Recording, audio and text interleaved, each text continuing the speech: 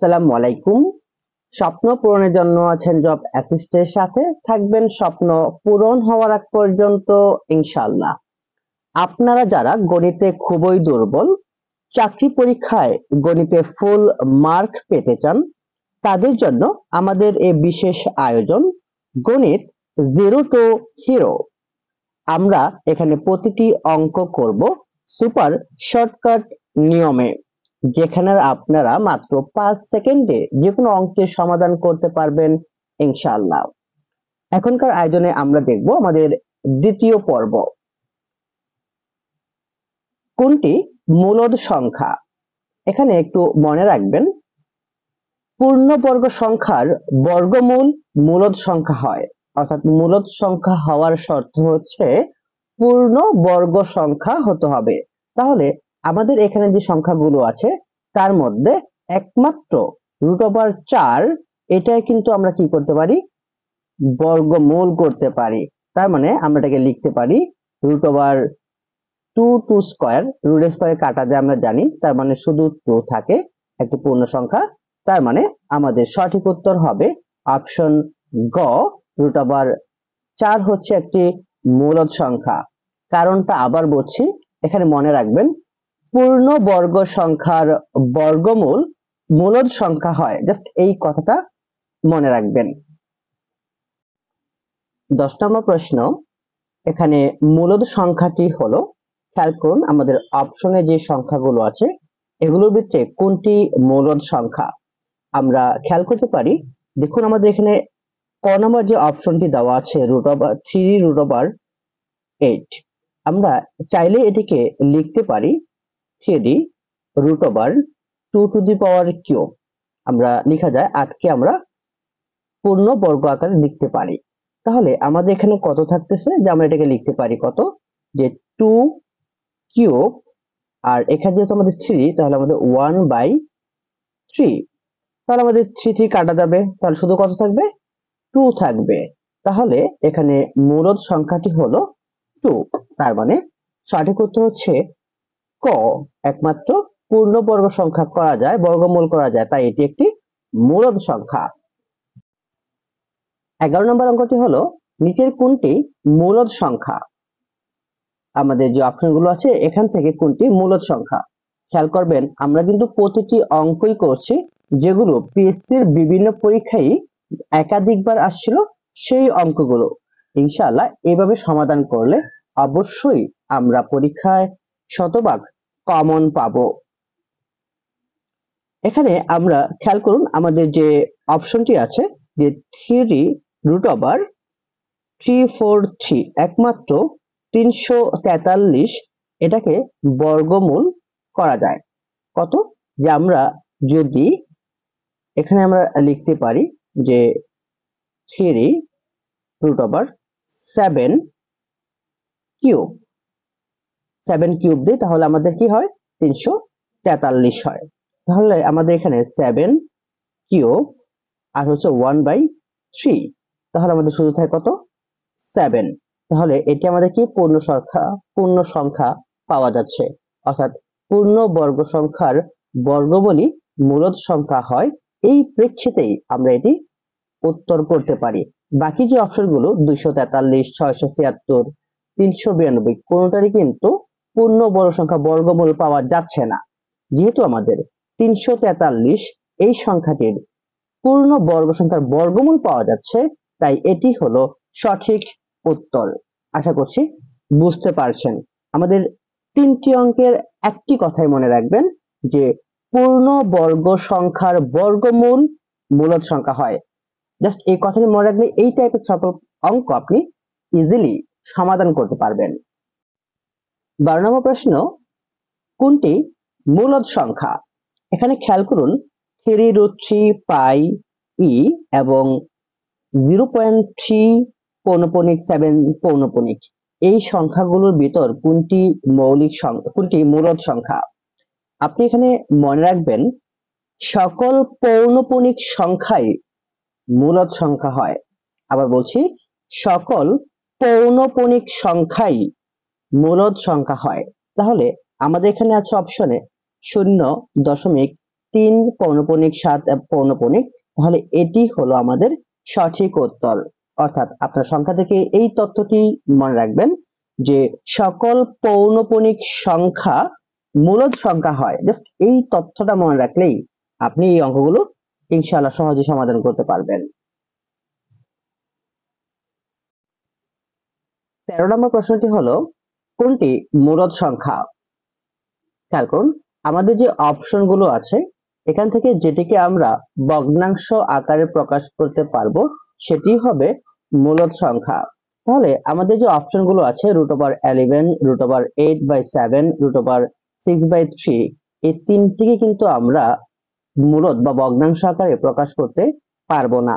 বাকি √27/√48 যেটি আছে এটিকে কিন্তু আমরা ভগ্নাংশ আকারে প্রকাশ করতে পারবো। কিভাবে আমরা একটু দেখি। যে আমাদের দেওয়া আছে √27 এবং √48। তো এটিকে আমরা লিখতে পারি, আমরা এভাবে লিখি। √27 কে আমরা লিখতে পারি 3 × 9 এবং √48 কে লিখতে পারি 3 × 16। এটা আমরা লিখতে পারি। তাহলে এখানে আমরা আবার এটাকে ভাঙতে পারি। আমরা একটু ভেঙেই দেখাচ্ছি অঙ্কটাকে, একদম পুরাপুরি ভাঙার চেষ্টা করব যেন আপনাদের কোনো প্রশ্ন না থাকে। √3 এবং √9 আলাদা করে দিলাম। √3 এবং √16। তাহলে আমাদের এখানে কি থাকতেছে উপরে, যে √3 এবং এখানে থাকছে 4 স্কয়ার, আর সরি 3 স্কয়ার, 3 3 9, 3 স্কয়ার, আর নিচে হচ্ছে √3 এবং 4 স্কয়ার। আমরা জানি রুট স্কয়ারে কাটা যায়, রুট স্কয়ারে কাটা যায়। তাহলে আমাদের উপরে থাকতেছে কত, 3√3, নিচে আমাদের 4√3। তাহলে আমাদের দেখুন আমরা কিন্তু ভগ্নাংশ আকার কি করতে পারতেছি, প্রকাশ করতে পারতেছি। তাহলে আমাদের সঠিক উত্তর কোনটি হবে, যে আমরা এটিকে ভগ্নাংশ আকারে যেহেতু প্রকাশ করতে পারছি কত, 3/4। তাহলে আমরা এখানে কত, যে 3/4। তাহলে এটি হলো আমাদের সঠিক বা মূলদ সংখ্যা, যেটিকে আমরা ভগ্নাংশ আকারে প্রকাশ করতে পেরেছি। অপশন ঘ হলো সঠিক উত্তর। 14 নম্বর প্রশ্নটি, যদি p একটি মৌলিক সংখ্যা হয় তবে √p এটি একটি কি হবে?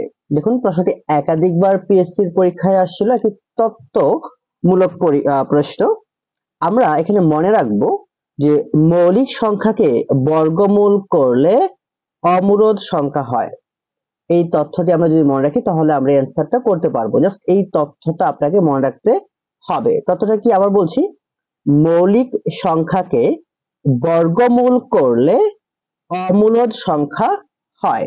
অর্থাৎ তাহলে আমাদের পি যেহেতু একটি মৌলিক সংখ্যা এবং পি কে যেহেতু আমাদের তথা মৌলিক সংখ্যাকে যেহেতু আমাদের বর্গমূল করা হয়েছে, তাহলে এটি কি হবে, একটি অমূলদ সংখ্যা হবে। তাহলে সঠিক উত্তর হচ্ছে অপশন ঘ, এটি একটি অমূলদ সংখ্যা। আমি তত্ত্বটি আবার বলছি, মৌলিক সংখ্যাকে বর্গমূল করলে অমূলদ সংখ্যা হয়। জাস্ট এই তথ্যটি মনে রাখবেন। 15 নম্বর প্রশ্নটি হলো, √2 সংখ্যাটি কোন ধরনের সংখ্যা?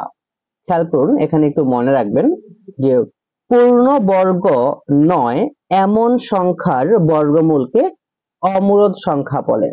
আপনারা এই তথ্যটি মনে রাখতে পারেন, অথবা আপনারা যদি √2 এর মান বের করেন তাহলে দেখবেন যে 1.4142 এই টাইপের অনেকগুলো একটি মান থাকবে, যে মানগুলোকে আপনি ভগ্নাংশ আকারে প্রকাশ করতে পারবেন না।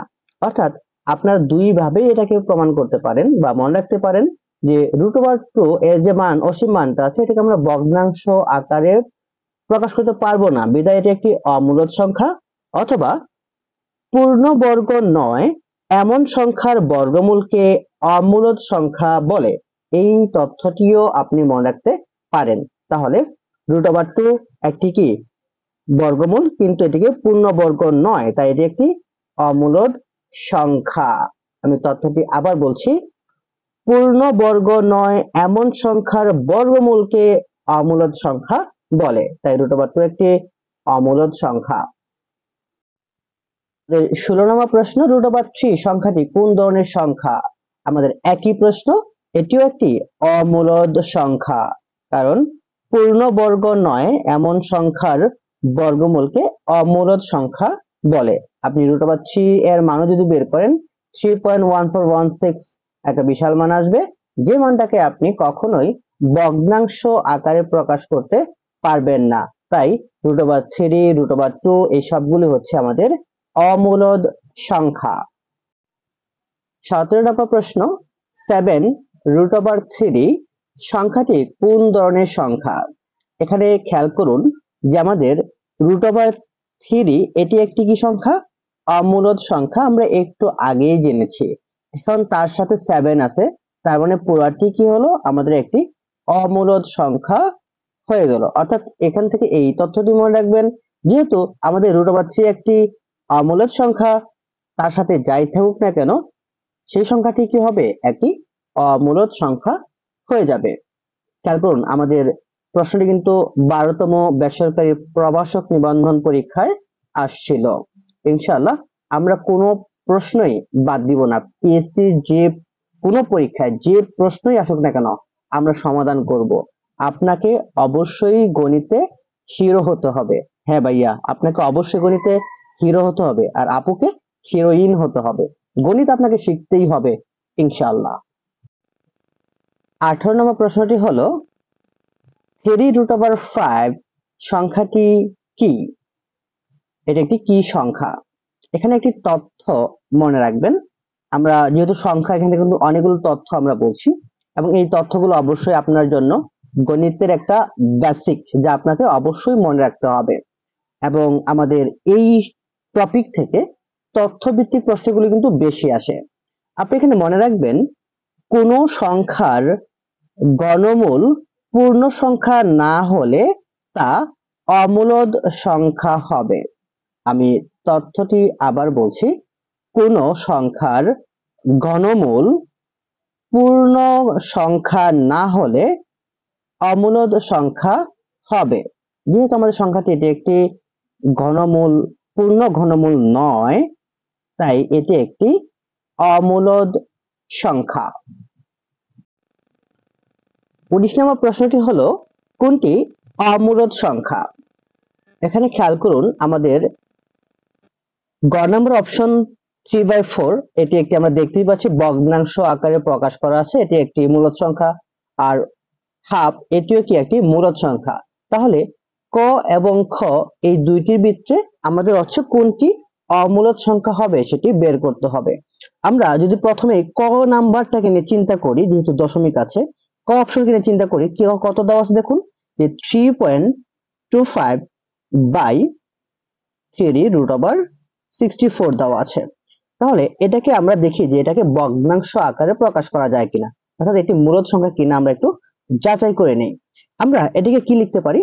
আমরা এটিকে লিখতে পারি যে 3.25 বাই আমাদের এখানে 3√4 তার মানে 64, 4 আর আমরা জানি 4 কিউবের মান কত? 64 লেখা যায়। আর এটাকে আমরা লিখতে পারি আর কত, যে আমাদের 3.25, তাহলে আমাদের কত? 4 কিউব, তাহলে আমাদের 4 আর 3 ইন্টু 1/3, তাহলে এখানে আমাদের 3 কাটা যাবে, শুধু 4 থাকবে। তাহলে আমরা লিখতে পারি 3.25 বাই হচ্ছে আমাদের এই 3 কাটা যাবে, শুধু থাকে 4। এখন যদি আমরা দশমিক তুলে দেই, এখানে দশমিক তুলে দিলে কত হবে?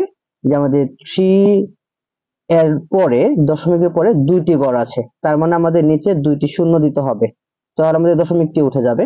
তাহলে 325 বাই হচ্ছে 400 যদি আমরা কাটাকাটি করি, তাহলে কত কাটা যায়? যে আমরা কাটতে পারি হচ্ছে 13 আর হচ্ছে 16। তাহলে এটি কি একটি ভগ্নাংশ? খেয়াল করুন, আমাদের এটি কি হয়ে গেল? একটি ভগ্নাংশ। তাহলে আমরা এখান থেকে তিনটি ভগ্নাংশ আকারে প্রকাশ করা যাচ্ছে, ক, ঘ এবং হচ্ছে ঘ। এই তিনটিকে আমরা ভগ্নাংশ আকারে প্রকাশ করতে পারছি, তার মানে এই তিনটি হলো মূলদ সংখ্যা। তাহলে মানে আমাদের একটি হচ্ছে অমূলদ সংখ্যা, সেটি হচ্ছে অপশন খ। এটি হলো আমাদের অমূলদ সংখ্যা। আমাদের 20 নম্বর প্রশ্ন, এটি 40তম BCS এ আসা একটি প্রশ্ন। নিচের কোনটি অমূলদ সংখ্যা? এখানে খেয়াল করুন, আমাদের ক নম্বর অপশন 0.4 পৌনঃপুনিক। এটি কি আমরা একটু আগে বলেছিলাম যে পৌনঃপুনিক সংখ্যা হলে সেগুলো কি হবে? মূলদ সংখ্যা হবে, তারপরে সেগুলোকে ভগ্নাংশ আকারে প্রকাশ করা যায়। তাহলে অপশন ক এটি একটি মূলদ সংখ্যা, অপশন গ এটিও একটি মূলদ সংখ্যা যেহেতু পৌনঃপুনিক আছে। এছাড়াও √9 এটিও কি একটি আমাদের পূর্ণবর্গ সংখ্যা, অর্থাৎ এটি আমাদের কি একটি মূলদ সংখ্যা। এবং √27/48 এটিও একটি মূলদ সংখ্যা। অর্থাৎ আমাদের এই 40তম BCS যে প্রশ্নটি আসছিল, এই প্রশ্নের অপশনের 4টি হচ্ছে মূলদ সংখ্যা, এখানে অমূলদ সংখ্যা নেই। আপনি কোনো অঙ্কই কিন্তু এখানে স্কিপ করতে পারবেন না। আমাদের এই ক্লাসে আপনি ভিডিও কোনো প্রশ্নই স্কিপ করতে পারবেন না। কেন? আমাদের প্রতিটা প্রশ্নই পিএসসির কোনো না কোনো পরীক্ষায় অবশ্যই আসছিল। তাই আপনাকে এখানে স্কিপ করার কোনো সুযোগ নাই। আপনাকে প্রতিটি প্রশ্নই দেখতে হবে, প্রতিটি প্রশ্নই জানতে হবে, তাহলেই আপনি জিরো টু হিরো হতে পারবেন। 21 নম্বর প্রশ্ন, নিচের কোনটি অমূলদ সংখ্যা? এখানে খেয়াল করুন, অনেকেই মনে হতে পারে যে পাই এটি একটি মূলদ সংখ্যা, কিন্তু না, পাই এর মান কত? 3.1416। তাই এটি যেহেতু 1416 একটা মান, অসীম একটা মান আছে, তাই এটি কি না আমাদের মূলদ সংখ্যা না, অমূলদ সংখ্যা নয়। এখানে আমাদের সঠিক উত্তর হলো যে পাই, √2, √11 তিনটি সংখ্যাই হলো অমূলদ সংখ্যা। অর্থাৎ পাই এর মানও আমাদের অসীম, যাকে আমরা ভগ্নাংশে প্রকাশ করতে পারবো না। √2 এর মানও আমাদের অসীম, ভগ্নাংশে প্রকাশ করতে পারবো না। √11 এর মানও অসীম, এই মানকেও আমরা ভগ্নাংশ আকারে প্রকাশ করতে পারবো না। তাই আমাদের অপশনগুলোতে সবগুলোই হচ্ছে অমূলদ সংখ্যা। প্রশ্নটি 14তম শিক্ষক নিবন্ধন স্কুল পর্যায়ে আসছিল 2017 সালে। অবশ্যই আপনাদের পরীক্ষার জন্য যারা 19তম দিবেন তাদের জন্য খুবই গুরুত্বপূর্ণ। 22 নম্বর প্রশ্ন, নিচের কোনটি অমূলদ সংখ্যা? খেয়াল করুন, এখানে আমাদের ক নম্বর অপশনে 1.10100100001 আমাদের ডট চলমান। আমরা এখানে একটা কথা মনে রাখবো, যদি দশমিক বিন্দুর পরে কোনো সংখ্যার পুনরাবৃত্তি ঘটে, তাহলে সেটি কি হবে? আমাদের পৌনঃপুনিক চলে আসবে। খেয়াল করুন, আমাদের যে বাকি অপশন গুলো আছে, এখানে দেখুন, আমাদের যদি খ অপশনটা দেখি, যেমন কত আছে? 1.101010, অর্থাৎ 1010 কি আমাদের পুনরাবৃত্তি ঘটতেছে, অসীম হলেও কি পুনরাবৃত্তি ঘটতেছে। তার মানে আমাদের 1.10 আমরা কি দিতে পারি? পৌনঃপুনিক দিতে পারি। আর আমরা আগেই বলেছিলাম পৌনঃপুনিক থাকলে সেটি কি মূলদ সংখ্যা। তার মানে আমাদের অপশন খ নাম্বার, এখানে কি 10 অঙ্কের পুনরাবৃত্তি ঘটেছে, তাই এটি একটি মূলদ সংখ্যা। ঘ নাম্বার অপশন 1.100100100, এখানে কি দশমিক বিন্দুর পরে আমাদের অঙ্কগুলোর পুনরাবৃত্তি ঘটেছে, তাই এটিও কি আমাদের মূলদ সংখ্যা। এবং ঘ নম্বর অপশন 1.111 অঙ্কগুলো কি হচ্ছে? পুনরাবৃত্তি ঘটেছে, তাই এটিও কি আমাদের একটি মূলদ সংখ্যা। অর্থাৎ একমাত্র অমূলদ হলো অপশন ক, এটি হলো অমূলদ সংখ্যা। আশা করছি অঙ্কগুলো অবশ্যই বুঝে পড়লে আপনি ইনশাআল্লাহ অবশ্যই পারবেন। তার মানে এখান থেকে মনে রাখবেন, আমরা যদি আমাদের কোনো একটি সংখ্যার দশমিক বিন্দুর পরে সংখ্যাগুলোর বা অঙ্কগুলোর পুনরাবৃত্তি ঘটে, তাহলে সেটি মূলদ সংখ্যা হয়। 23 নম্বর প্রশ্ন, এখানে অনেকগুলো তথ্য দেওয়া আছে, কোনগুলো সঠিক তা যাচাই করতে হবে। 1 নম্বর তথ্য হচ্ছে দুইটি ভিন্ন অমূলদ সংখ্যার গুণফল অমূলদ সংখ্যা। খেয়াল করুন আমাদের তথ্যটি সঠিক কিনা। আমাদের দুইটি অমূলদ সংখ্যা, মনে করেন √2 এবং √3, এই দুটি সংখ্যা যদি আমরা গুণ করি তাহলে কত হয়? √6, অর্থাৎ এটিও কি একটি অমূলদ সংখ্যা।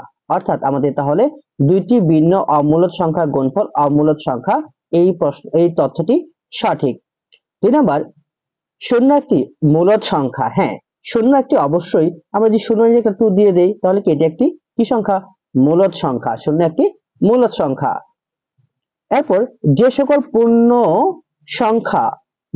পূর্ণ সংখ্যা পূর্ণ বর্গ সংখ্যা নয় সেগুলোর বর্গমূল অমূলদ সংখ্যা। এই তথ্যগুলো আমরা একটু অনেকবার বলেছি। মনে করেন √7 দেওয়া আছে আমাদের, √7 কি এটি একটি পূর্ণবর্গ সংখ্যা নয়, তাই এটি একটি অমূলদ, অর্থাৎ সেগুলো বর্গমূল একটি অমূলদ সংখ্যা। অর্থাৎ এখানে আমাদের তিনটি তথ্যই সঠিক। তাহলে সঠিক উত্তর হচ্ছে 1, 2, 3, অপশন ঘ। আমাদের 24 নম্বর প্রশ্ন, x² - 2 = 0 হলে x হলো, x কি হবে, মূলদ, অমূলদ, বাস্তব, কোনগুলো সঠিক হবে? আমাদের খেয়াল করুন, তাহলে x² - 2 = 0, তার মানে x² = আমাদের 2, বা দিয়ে দিই, বা আমাদের x হচ্ছে √2। যেহেতু √2 পাইলাম, তাহলে √2 কি একটি অমূলদ সংখ্যা এবং এটি একটি বাস্তব সংখ্যাও বটে। তাহলে আমাদের সঠিক উত্তর হচ্ছে অমূলদ এবং হচ্ছে বাস্তব, অপশন গ হলো সঠিক উত্তর। 25 নম্বর প্রশ্নটি হলো, √2 অমূলদ সংখ্যাটির আসন্ন মান কত? আমরা যদি √2 এর মান ক্যালকুলেটরে বের করি তাহলে আমরা জানি যেটার মান আসবে 1.4142 ... এরকম একটা মান আসবে। তাহলে আমাদের এখানে √2 এর মানটা আমাদের মিলতেছে কোনটির সাথে, যে অপশন একমাত্র 414, এই তিনটি, অর্থাৎ 1.414 এই অপশনের সাথে মিলছে। তাহলে এটি হবে √2 এর আসন্ন মান। 26 নম্বর প্রশ্নটি হলো, নিচের কোন সংখ্যাটি √2 এবং √3 এর মধ্যবর্তী মূলদ সংখ্যা? খেয়াল করুন, প্রশ্নটি 12তম BCS এ আসছিল। এখন আমাদের এখানে √3 এবং √2 এর আসন্ন মান আমরা জানি কত, যে 1.4142 ...